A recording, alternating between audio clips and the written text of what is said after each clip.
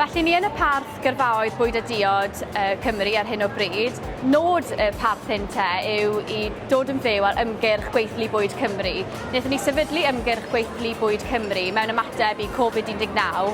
Cymaint o busnesau yn gwely'n rili anodd i cael pobl i weithio yn y diwydiant, a lot o bobl wedi mynd getre felly ar ôl Brexit, a yn ystod Covid felly pobl wedi penderfynu stopo gweithio neu sawl amgylchiadau gwahanol.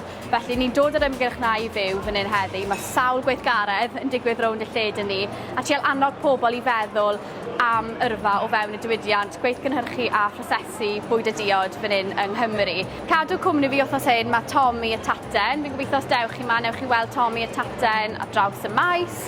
Ni'n canolbwyntio ar y taten te fel ein prif cynnyrch ni o fewn y diwydiant. Wythnos hyn, mae taten yn rhywbeth sy'n rili bwysig yng Nghymru. Tato Sir Benfro wrth gwrs, a byddwn ni'n defnyddio'r taten trwy'r gweithgareddau i gyd. Gallwch chi dyfalu sawl taten sydd yn y sachau hyn tu ôl fi ennill 200 pin, a hefyd bydd Nerys Hywel yn coginio gyda yn wneud lot o reseitiau gwahanol gyda tato. Ni'n annog pobl o bob oedran i ddod i weld ni yma, gallu fod yn plant bach i cael hwyl ar y gweithgareddau lliwio mewn, hefyd falle plant sy'n gadael ysgol, a oedolion sydd falle yn gweithio ar hyn o bryd ond sy'n meddwl falle newid i gyrfa nhw.